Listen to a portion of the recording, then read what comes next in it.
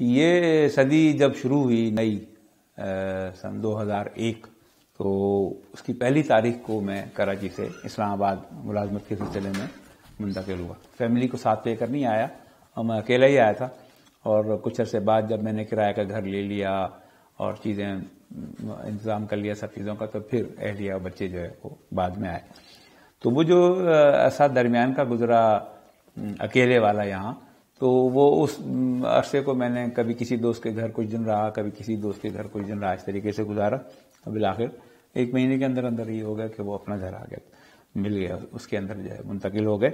تو اس میں ایک یہاں پہ ایک سیکٹر کے اندر ایک مرکز میں جو کمرشل پلازا ہوتے ہیں جس میں نیچے دکانیں ہوتی ہیں اور اوپر رہائشی فلیٹ ہوتے ہیں, تو وہاں ایک میرا دوست رہتا تھا جو پڑھاتا بھی تھا اور پڑھ بھی رہا تھا, رئیس مغل.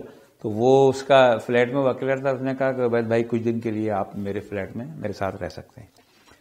میں نے اس میں رہنا شروع کیا, آنا جانا. گاڑی میں لے آیا تھا کراچی سے, نیچے گاڑی کھڑی کرتا پارکنگ میں, اور رات شام کو ہمارا دوست جمع ہو جاتے, ہلہ گلا ہوتا, حاطب صاحب آتے, رئیس مغل ہوتے, کیسر شہزاد ہوتے, مختلف دوست وہ آتے, تو بڑا اچھا مزے کے دن گزر رہے تھے.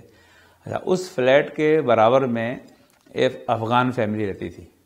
یعنی ایک فیملی تھی جس میں میاں بیوی کے علاوہ 3 ان کی اولاد بھی تھی, 2 لڑکیاں تھیں اور ایک وہ بچہ تھا. تو لڑکیاں جوان لڑکیاں تھیں اور اچھی خوش شکل خوبصورت لڑکیاں تھیں. تو وہ جو دوست تھے ہمارے, وہ کہتے تھے کہ بھائی یہ جو ہے نا یہ خواتین ہیں یہاں پہ, یہ کسی سے بھی فری نہیں ہوتی اور بالکل کسی کو لفٹ نہیں کراتی اور کسی سے بات نہیں کرتی, اور تم بھی ذرا ادھر ہوشیار رہنا, اور یہ بھی جو ہے وہ سب کو بڑی ٹیڑھی نگاہ سے اور دیکھتی ہیں, بالکل ناپسند کرتی ہیں. میں نے سن لیا, میری اس طرف کوئی خاص توجہ بھی نہیں تھی. خیر ہوا یہ کہ چند دن بعد میرے ایک دوست نے, ایران جب میں گیا تھا تو وہاں میرے کچھ ایرانی دوست بنے تھے, تو اس نے خط لکھا مجھے بڑی محبت سے کہ بڑے عرصہ ہوا آپ ایران نہیں آئے اور آپ کی یاد آ رہی ہے. اس زمانے میں ای میل اور یہ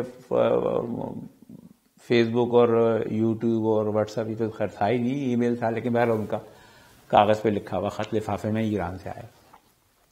تو میں نے جو ہے وہ خط پڑھا, فارسی تھوڑی بہت سمجھ میں آتی ہے, پڑھ تو لیا میں نے, مطلب بھی سمجھ میں آ گیا, لیکن اس کا جواب لکھنا وہ میرے لیے ایک مشکل کام تھا. خیر میں نے ٹوٹا پھوٹا جیسے بھی وہ اس کا جواب لکھنا تھا لکھا, اور پھر اچانک میرے ذہن میں خیال آیا کہ جو برابر میں افغان فیملی رہتی ہے تو وہ ان سے کیوں نہ کہوں, وہ فارسی بولتے تھے, کہ یہ دیکھیں یہ خط جو ہے وہ میں نے ٹھیک لکھا ہے یا اس میں کچھ ٹھیک کرنے کی ضرورت ہے.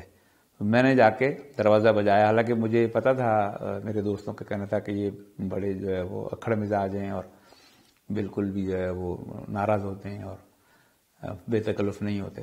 بہرحال میں دروازہ بجایا تو وہ دونوں بہنیں وہ نکل کے آ گئیں باہر, کہنے کہ جی.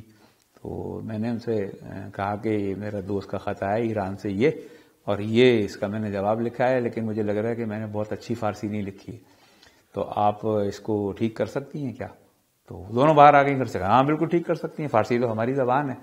اور وہ آ گئیں ہماری فلیٹ میں, دونوں آ گئیں, اور وہیں بیٹھ کے انہوں نے کہا کیسا ہے کہ یہ جو آپ کا خط لکھا ہوا ہے یہ پورا ہم لکھ دیتے ہیں اس کو, اور پھر اس کو کاپی آپ اپنی ہینڈ رائٹنگ میں کر کے وہ آپ اپنے دوست کو بھیج دیں. میں بڑا خوش ہوا, بہت اچھا کام ہو گیا. وہ دونوں بہنوں نے آپس میں مشورہ کر کے وہ پورا خط ایک کاغذ پہ لکھا اپنے ہاتھ سے. اس کے بعد میں نے ان کا شکریہ ادا کیا, وہ چلی گئی. میں نے پھر اس کو دیکھ کے اور فیئر کر کے صحیح طریقے سے اپنی تحریر میں وہ خط لکھا, اور وہ میں نے لفافے میں پیک کر دیا کہ وہ اپنے دوست کو میں ایران بھیجوں گا.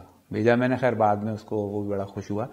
لیکن ہوا یہ کہ اس دن جب شام کو دوست آئے سارے, تو میں نے ان سے کہا کہ بھئی آپ تو کہہ رہے تھے یہ بڑی بدمزاج ہیں لڑکیاں اور ان کے گھر والے بالکل بے تکلف نہیں ہوتے, اور مجھے تو پورا خط لکھ کے دیا ہے انہوں نے فارسی میں.